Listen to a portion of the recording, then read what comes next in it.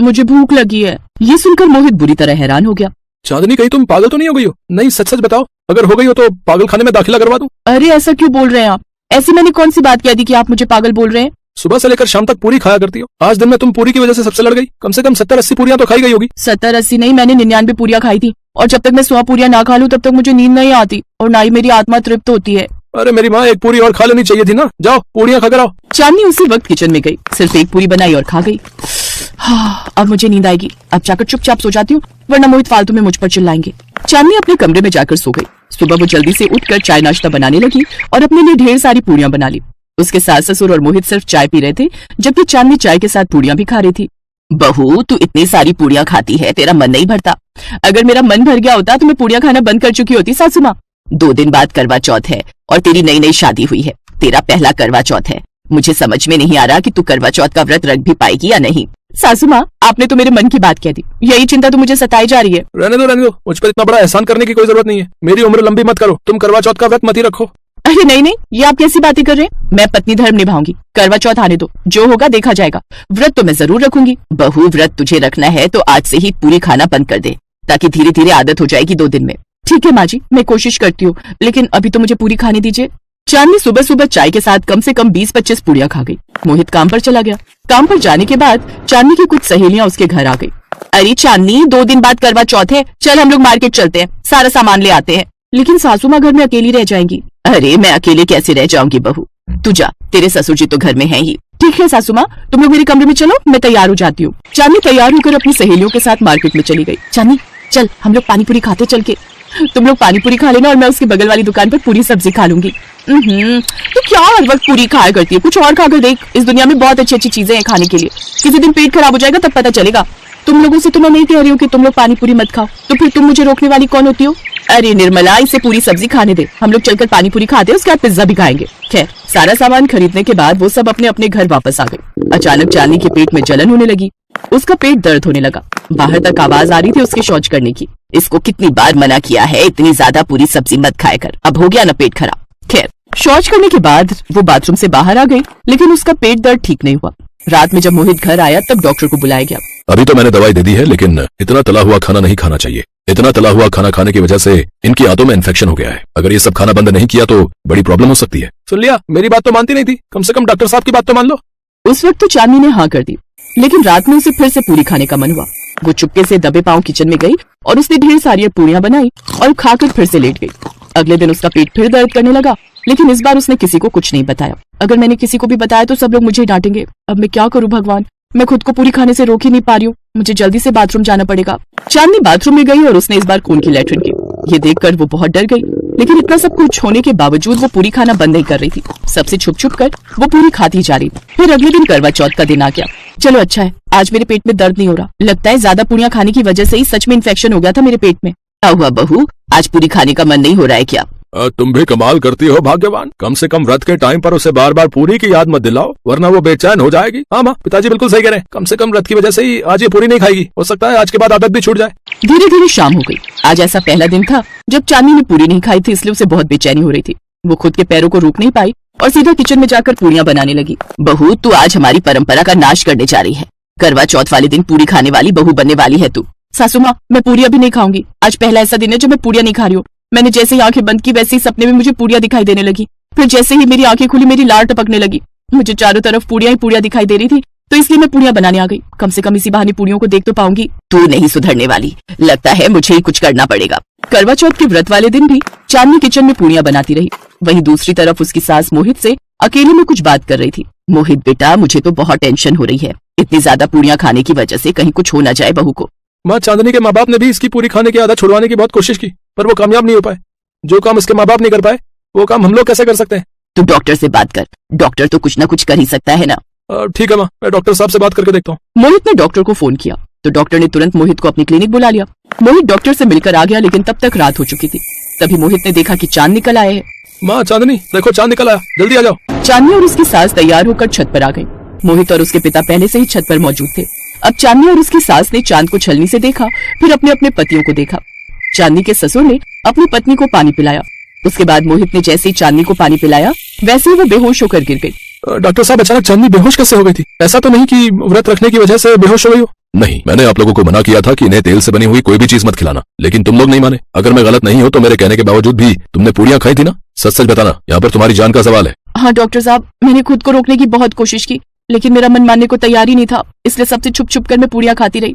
ठीक है, आज करवा चौथ है, आज भी पूरियां खा लो, क्योंकि 10 से 15 दिनों का ही समय है तुम्हारे पास। ये दुनिया छोड़कर तुम जाने वाली हो। ये सुनकर चांदनी डर गई। डॉक्टर इतना कहकर चला गया। अब चांदनी जब भी पूरियों की तरफ देखती उसे अपनी मौत नजर आती, इसलिए उसे अब पूरियों से नफरत हो गई। 1 महीना बीत गया। मोहित, 1 महीना बीत गया पर मुझे तो कुछ नहीं हुआ। चांदनी, अब तुम्हारी पूरी खाने की आदत छूट गई है तो सच बता देता हूँ, करवा चौथ वाले दिन मैंने ही डॉक्टर साहब के कहने पर पानी में बेहोशी की दवा मिलाई थी। डॉक्टर ने जो भी कहा था झूठ कहा था, ताकि तुम्हारी पूरी खाने की आदत छूट जाए। अगर मैं ऐसा ना करता तो सच में तुम्हारी आंतों में गहरा इन्फेक्शन हो जाता, इससे तुम्हारी जान भी जा सकती थी। तो इस तरह से अब चांदनी की पूरी खाने की आदत छूट गई और वो लोग खुशी खुशी रहने लगे। बाय रूपाली, अब तुम भी नाश्ता कर लो, सुबह से कुछ नहीं खाया तुमने। आप भी ऑफिस पहुंचकर मुझे फोन कर देना। गौरव ऑफिस निकल जाता है और रूपाली अंदर आ जाती है। रूपाली की शादी इसी साल हुई थी। अभी उसकी शादी को 8 महीने हुए थे, पर उसकी सास केतकी का स्वभाव बहुत ही खड़ूस था। अरे, दरवाजे पर छोड़ने गई थी या सीधा ऑफिस छोड़कर आई है? पता नहीं ये आजकल की बहुएं गेट पर खड़ी पति से हंसी ठिठोली करने में बिल्कुल भी शर्म नहीं करती। और ये टिंडे की सब्जी में नमक डालना भूल गई थी क्या? माँ जी, डॉक्टर ने आपको बीपी की वजह से कम नमक खाने के लिए बोला है, इसलिए आपकी सब्जी अलग निकाल ली थी। अरे, मुझे कुछ नहीं होने वाला इतनी जल्दी। एक काम कर, एक पेन और कॉपी लेकर आ जरा, तुझे कुछ लिखवाना है।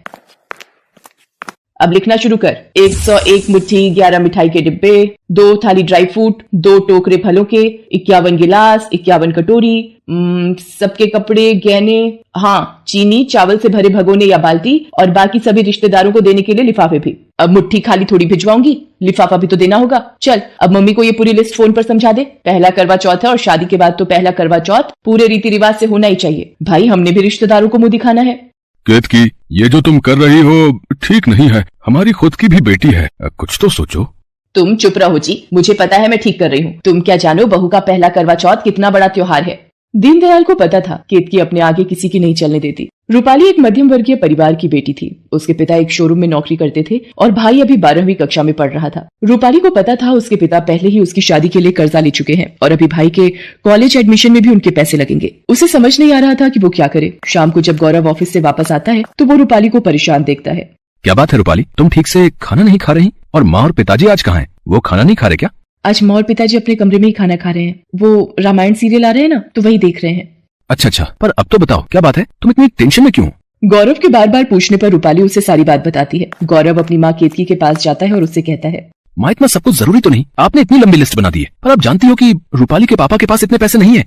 देख गौरव, शादी के वक्त भी तूने मुझे चुप करवा दिया था, पर मुझे भी बिरादरी में अपनी इज्जत रखनी है। तू इस बीच में ना पड़े तो ही अच्छा है। अब एक बात बता, मेरे रिश्तेदार पूछेंगे कि पहले करवा चौथ में बहू के घर से क्या क्या आया है, तो क्या जवाब दूंगी? अभी तो मैंने लिस्ट को आधा कर दिया है। तू अब बीच में मत बोल। सुबह इन्हें भी चुप कराया। दोनों बाप बेटों को मैं ही गलत दिखती हूँ। और बहू, तुमने भी गौरव को मेरे खिलाफ भड़काने में कोई कसर नहीं छोड़ी। अब कम से कम मायके से करवा चौथ का सामान मंगाकर इस घर की इज्जत तो रख ही सकती हो, या करवा दोगी हमारी बेइज्जती?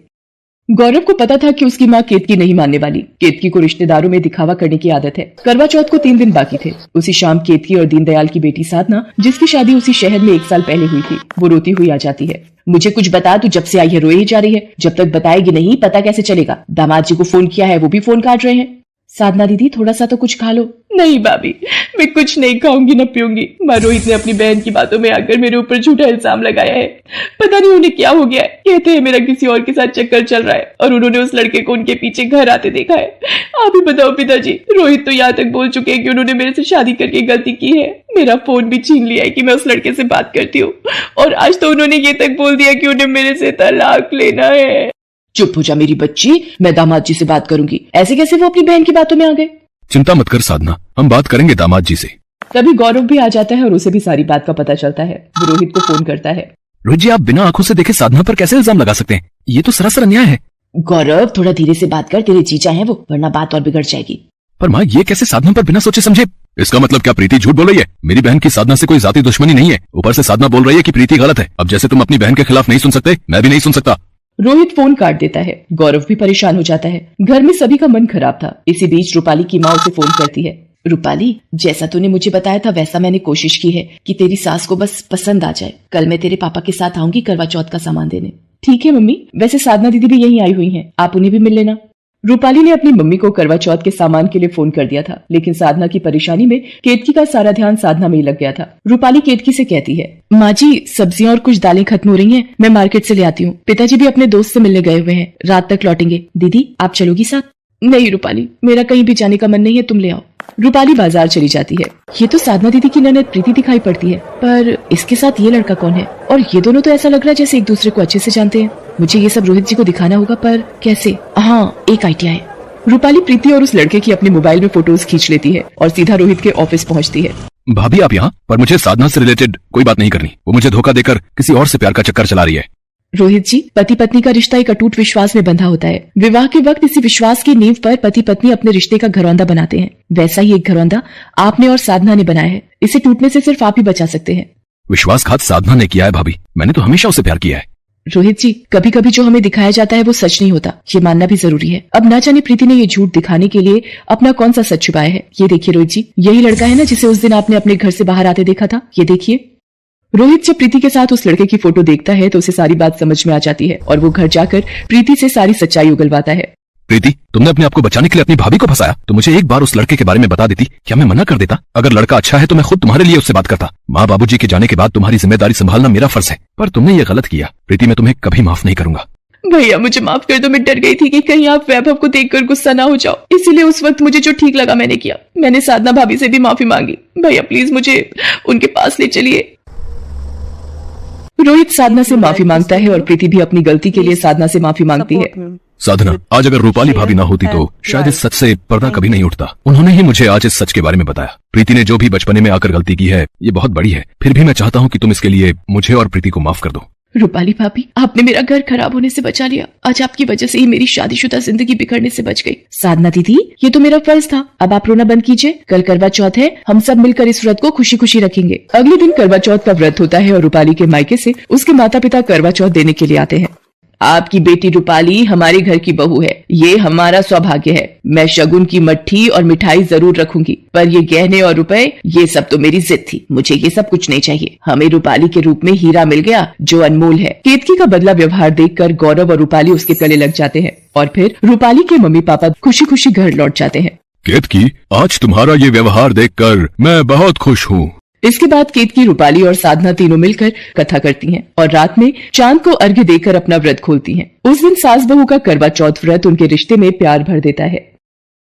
Please support me with share